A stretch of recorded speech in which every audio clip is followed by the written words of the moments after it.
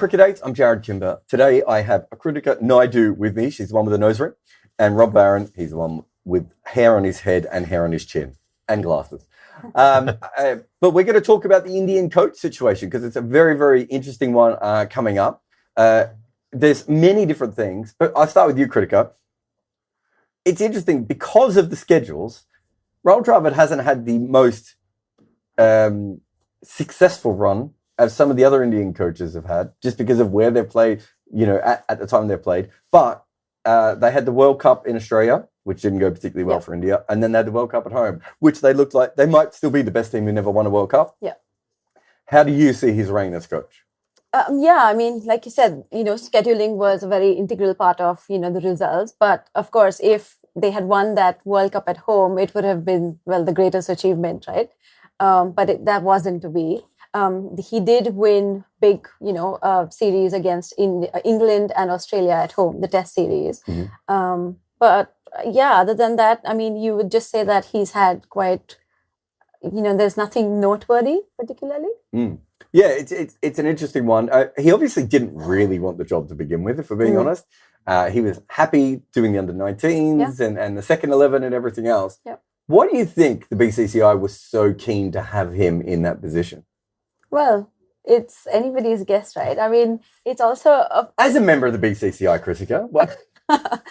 it's just one of these things that at that point, you don't know. The thing also I find is transparency, and there is quite a lack of it. So sometimes you don't know the rationale behind, who the short list is, who is picked for what, and, things like that. Like even for example now, when you have like these 5 names thrown in of, say, Ponting, Langer, of Fleming, Gambhir, and I think Lakshman.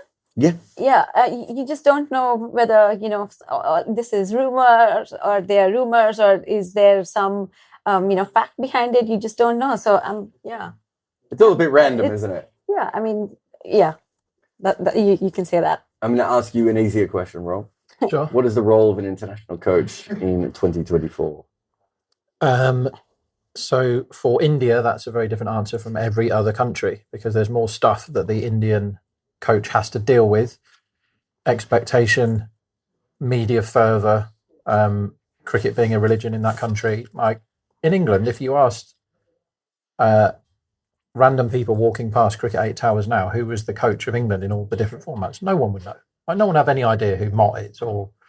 McCullum's probably different because he's McCullum. But you're right. No one. But Matthew Mott could walk down any street in England without being stopped. Yeah, he'd be absolutely fine. Yeah.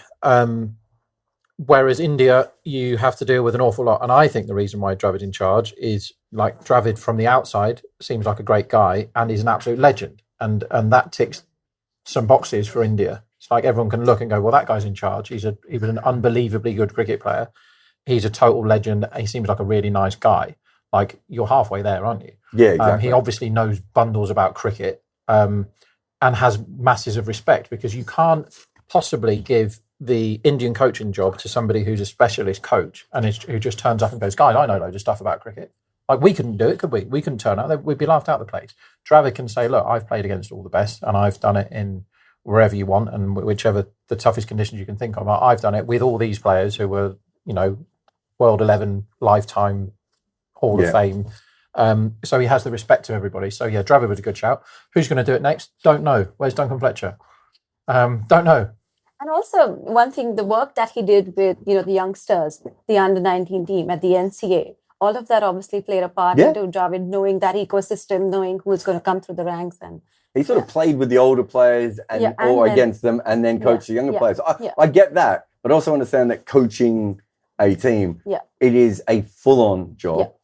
And if you don't really want to do it, and I'm not saying he ever coached it half-hearted because that's not a real Rahul Dravid thing to do. I think once Rahul Dravid thinks he's going to do something, he's quite full-on. Yeah. But I don't think he was driven to coaching in the way that other people were. What sort of coach should India be looking for now? I quite like Gambhir, to be honest. But that's a person, Gambhir. Yes. What kind of coach is Gambhir? I feel like he's an astute tactician. The way he really picked up KKR from last season to where he brought them. Even the fact that, even during his playing days, right? like he also was a big match player. He felt soaked in that pressure. So he's done that. Then, he's been around IPL teams. He's led KKR to 2 titles. They brought him back this year. He's taken them back to the top again. I feel like Gambhir is also, he's like a no bullshit guy. He'll just say things as he sees them. And I feel like sometimes he is quite, misunderstood in a lot of ways.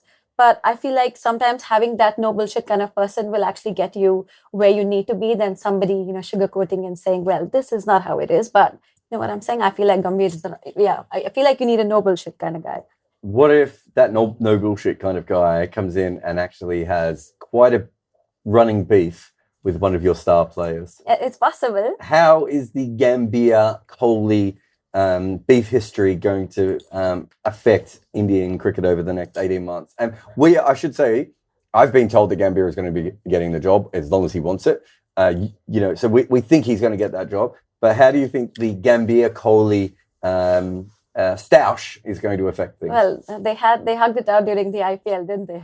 We've all done a fake hug for cameras before, Kritika. I'm asking you, in the heat of battle when they're losing in a test match and Gambhir is saying something that annoys Kohli or vice versa. Both of them are, professionals, and I think when it comes to that, they'll just. So would Kevin Peterson and Andrew Strauss. I don't know how it's going to play out, but I do think that they'll figure out what is best for the team, and they'll have the team, at the forefront of everything that they do, if that happens.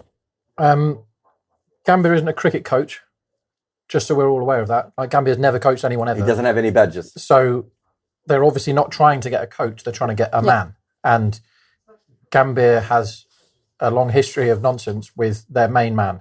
And I don't think, if you're going to pick a man who has nothing to do with coaching, he's a mentor, right? Which is like basically a mascot. Somebody that can look angry when it's, they've done the wrong thing or a bad no ball's been called or whatever. It's not a cricket coach, but if you're going to pick someone who's just, let's have Sehwag then, please. Let's have some fun with it at least. And everyone loves Sehwag, don't they? And he'll say fun stuff for the media. He'll also talk in the third person, which is the greatest thing a coach can do. I don't know if has there ever been a coach who's referred to himself in the third person. I mean, Rob Barron never does that sort of thing. But I want to see Sehwag because it'd be funny. But I actually think Gambhir would be funny. But you're talking about the coach of probably the biggest possible team in a massive sport, and they're going for someone with no coaching experience who doesn't like their main person. Like, what's going to happen? It's weird, right? It's going to go bad. So I would take it another step beyond that, although I think you're both right with everything you've said so far. But I take it another step beyond that I think India needs 2 coaches. And I think that I've worked with Rahul Dravid before, and so I know him pretty well. He doesn't particularly like the media. Like, I'm not saying he hates journalists or anything like that, but when he doesn't particularly enjoy having a camera in his face. Doesn't particularly enjoy having to explain things to people. So I think India needs 2 coaches. I think a Gambhir style or Ashish Nehra style person who just chats nonsense at cameras is really important. But they actually need a coach, Kritika. They need someone making sure that the techniques are looked after, that the tactical stuff is looked after. And that was my big worry with Ravi Shastri, but I actually thought Ravi Shastri ended up handling that quite well. He got into the minutiae of it, right? But that should be 2 different people. It shouldn't all be the one person. And I don't think they're going to do that. I think they're going to give Gambhir the job with a bunch of assistants that are very junior to him.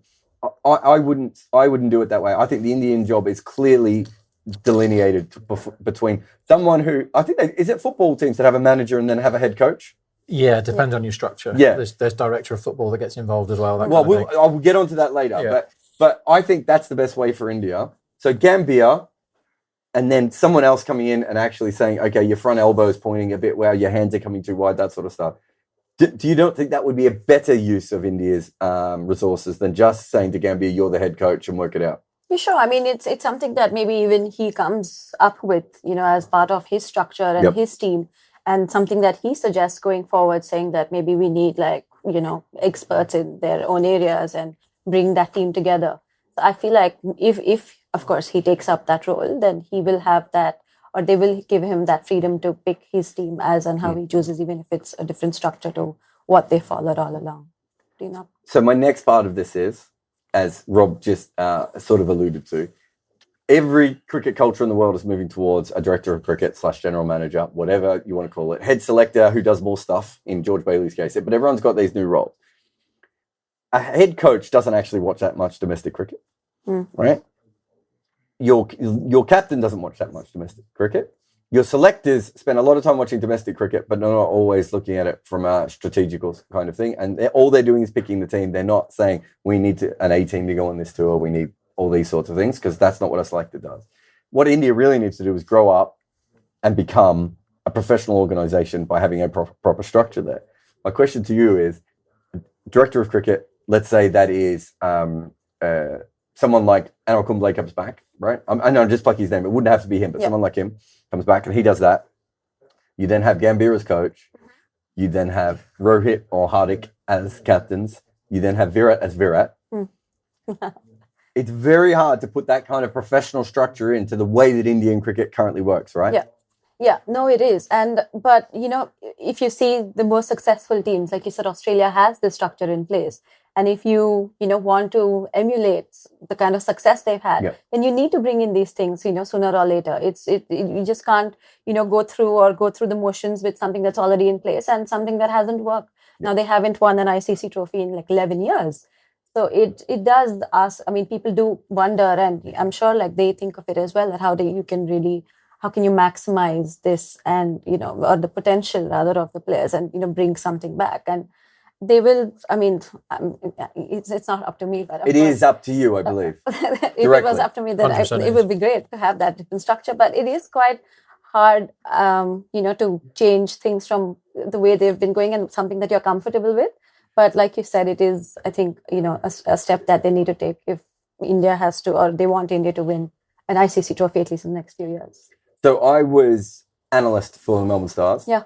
We went from last to second, and Stephen Fleming was leaving as coach, right? So we needed a new coach. And so I was tasked with going out and having a look at the way we play cricket and what kind of coach we might need, what kind of, how we wanted to spend our money and all these sorts of things. And then they just picked the coach that we're going to go with anyway, right? The Indian situation's different. When Australia or England has trouble in over a 2 or 3 year period, especially if it's Ashes related for England, they have a big review. Yeah. All right? India has been losing all these tournaments over and over and over again. I'm going to be honest. I don't care if you make a pumpkin the coach next, right?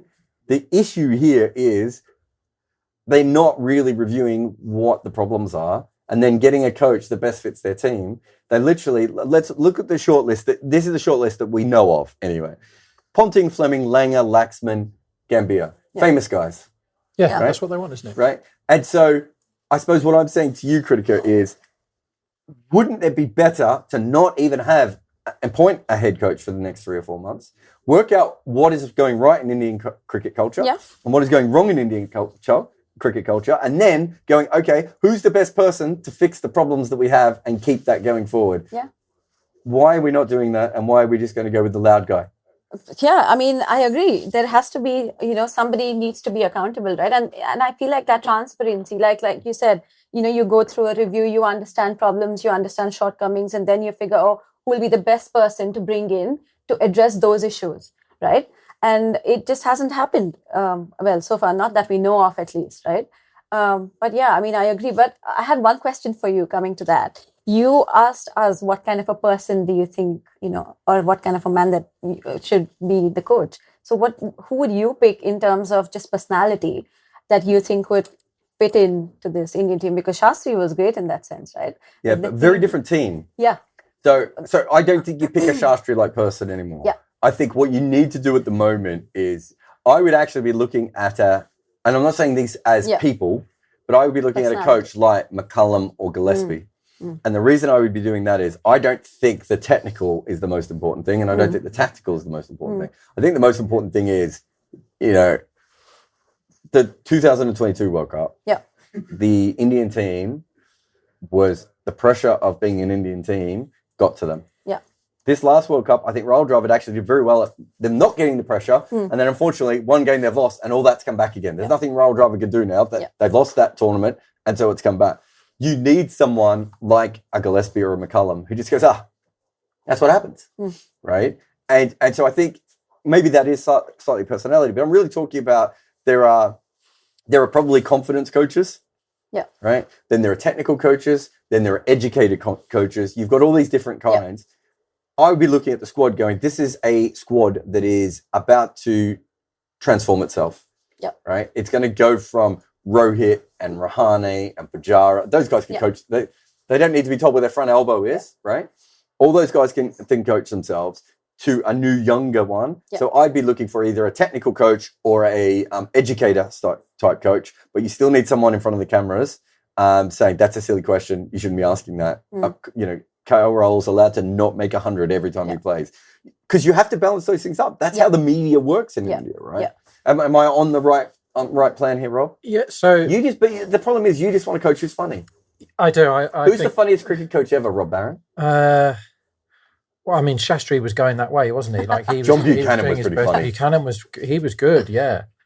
You want someone that can just either bat the media away or treat the media with utter contempt. Is one of those two things. Not somebody that is like, all the media's here. You want somebody to be like, right, you're in front of me. Let's see what you've got. So I think they should have. Indian cricket needs the legend to be at the top involved. Of it. Yeah, the mentor. So they can have a mentor, have one of those people. Yep. Obviously, it should be Sehwag, but have one of those people doing it. That's fine. That's your job. You can call them whatever they want to be called. I think that's probably how that should be done. Keep that person happy. But you do need someone that knows about cricket, and tactically, they do things that are sometimes a bit silly because they have egos that they must accommodate. Kohli must bat where he wants. And the team do what he thinks they should do. But you need someone that's got some tactics about them because T20 cricket is changing very quickly right now. It's going to where it should have been 5 years ago now, like everyone's trying to whack it. And India is, like the IPL showed, the teams like Chennai, we can't include Mumbai because they're a car crash, but they're current favourites for the next tournament, by the way. So start about that. They got stuck from a few years ago. So you need somebody with dynamism and a tactical brain about them in there as well. So probably not where you thought I was going to go with the answer to this question, but in the 1990 Football World Cup, West Germany hammered it from start to finish. And they were one of the first sports teams ever to go, right, we need absolutely bundles of coaches. And Franz Beckenbauer was in charge and he was the legend, right? Franz Beckenbauer won the World Cup as a player with West Germany. He is a footballing legend. He was the manager, second manager, I think, ever to win it, having played for the team. And he went, right, I'm going to get the best manager in Germany. He can come in. I'm going to get the best coach in Germany. He can come in. I want the guy that does the free kicks. I want him to come in. And he just assembled. And everyone thought he was mad because everyone just had one guy that dealt with the media, did all the tactics, picked the team, like told the guy to clean the kits, like literally did everything, the football manager. And he got in this massive team. Yes, they won the World Cup because they were the best team, but they had every single base covered. And that's what India needs. They need all the right people, but they probably need a legend to be called, this is the guy that you can all talk to, and he deals with all that, and he's a famous name, and everyone in India loves him. That's really important. But then you actually need the guys telling these guys how to play cricket. But then you've got to cope with Virat Kohli, because Sachin was bigger than cricket when Sachin played, but he didn't upset people. He was, he was a very humble guy. Virat is many things, but humility is not his strong point. And he will always say what he thinks, which is great. And he's a legend of the game and stuff. But whoever these people are have to be able to deal with that. And at the moment, they're getting people in that if they rub up the wrong way against Virat, then they're probably going to cause carnage with the Indian team. So get loads of people and get the big guy at the top. Yeah, I think that's how I look at it as well. Last question, Kritika. Overseas coaches. So we've seen that every now and again, Pakistan will just say, you just see the Pakistan media say, we need an overseas coach. You're like, why? Just where the coach comes from almost doesn't matter at all in the way that I ever look at these things. Do you think India's moved beyond I know there were still overseas coaches on the list, but do you think India's moved beyond that now in that thing of we need an overseas coach? Oh, yeah, definitely. I mean, Pakistan just hired, they got on Jason Gillespie as their test coach, right? But I feel like it comes down to also maybe, culture is a part of the equation there where, you question or where you wonder whether this coach, if you bring in a foreign coach, whether he really understands your culture, the team culture that's already, present. And there can be like so many differences in, like we have conversations. There are a lot of cultural things that I don't get that you get and vice versa. But I think India have moved beyond that, so I think they were looking at an Indian coach, really. There were conversations, I think, with Ponting, and then Ponting said that he doesn't want to stay away from, home for that long. I mean, I think that's a better way of putting it, though, because I have no problem if they were looking at Ponting and Fleming and Langer, and they're looking at Laxman and Gambhir, because what they're not doing is they're not just saying to themselves, okay, we're going to have an international overseas coach, or we're going to have a domestic coach, right? And that's where Pakistan get it wrong. Pakistan are like, well, we need to get a local in again. It's like, okay, what if the best coach available at the moment is an international coach, right? And so I think I have no problem with it in both ways. And Australia is a perfect example of this. Australia is just like, we have to get an Australian coach. It's like, well, you don't. You have to get the best coach that's available for your team at that time. That is one thing that I would say with this list makes me feel a little bit better. But as Rob was saying before, these are all legends, and it's still, I would love it if someone random like, Andrew McDonald was on this list, right? Or Paul Adams, although maybe Paul Adams is too famous, but someone, do you know what I mean? Just a random, even Mike Hesson, right? If he was pushed a little bit more. And I know there were people in India who wanted Mike Hesson to have a go, but unfortunately, he's coached the wrong franchise now. Okay, Rob, who would you pick as Indian coach? Sehwag. Kritika, who would you pick as Indian coach? Gambhir. All right, I would pick. Who would I pick? I don't even know who I would pick. Greg Chappell, because that was fun the first time. This is the Cricket 8 podcast. I'm Jarrod Kimber. That is Kritika Naidu. That is Rob Barron. We will be back for more and more podcasts on Cricket 8. Find us on Facebook. Find us in your local supermarket. We're pretty much everywhere. And we'll be back very soon with more content and more cricket and more intelligence. Well, some of us will be intelligent. And then there's Rob here on Cricket 8.